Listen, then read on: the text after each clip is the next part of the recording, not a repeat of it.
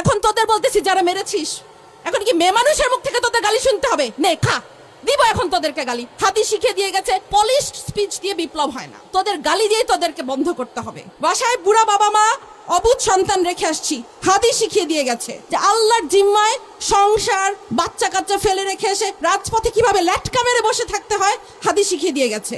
হাদি আমাদেরকে স্ট্র্যাটেজি শিখিয়ে দিয়ে গেছে, তোমরা কিভাবে রাজপথ দখল করবা, কিভাবে রাজপথ না ছাড়তে হয় হাদি আমাদেরকে শিখিয়ে দিয়ে গেছে। ৭১-এর ১৬ই ডিসেম্বর আমরা বিজয় দিবস পালন করি।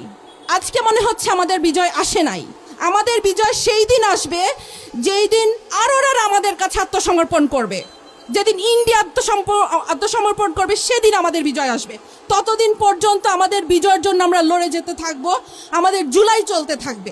সরকারের কাছে আবেদন, গ্রামে গঞ্জে শহরে সবখানে ১৫ থেকে ৪৫ বিবেচনাক্রমে ৫০ পর্যন্ত মানুষদেরকে সামরিক ট্রেনিং দিতে থাকো, কারণ যেই ১০০ আততায়ী ঢুকেছে বর্ডার দিয়ে, এই ১০০ আততায়ীকে আমাদেরকে মোকাবেলা করতে হবে।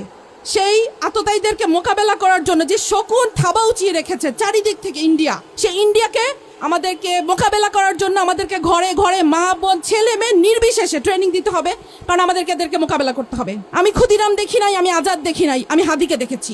হাদি ছিল একটি বিপ্লবী নেতা কাকে বলে আমরা হাদিকে দেখে শিখেছি।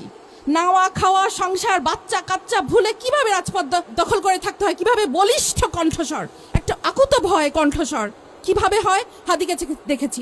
আমি বলতাম হাদি হচ্ছে এই যুগের সাকা চৌধুরী, কোনো ভাষা মানে না, ল্যাঙ্গুয়েজ মানে না, যেভাবে খুশি